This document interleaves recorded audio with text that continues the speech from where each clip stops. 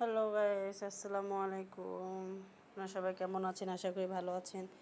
তো আজকে আমি আমার জায়ের বাসায় যাচ্ছি। তো ওইখানে যেতে যেতে অনেক লেট হয়ে গেছে। ওরা তো বারবার ফোন দিতেছিল। তো আমি এত গরম যে বের হইতে পারতেছিলাম না। তো অবশেষে আমি ওদের বাসায় প্রায় চলেই গেলাম। যে দেখি কেউই ঘরে নেই, আমি একা একাই। তো ওখানে থাকতে থাকতে আমার যা চলে আসলো, তারপর গল্প করলাম।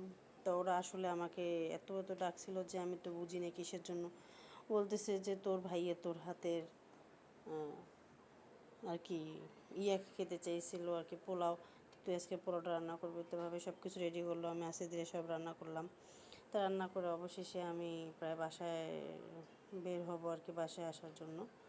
তো আমার যা এদিকে সব আমাকে রেডি করে দুজনে দিচ্ছে। আড্ডা মারলাম, চা খেলাম, অনেক আনন্দ করলাম।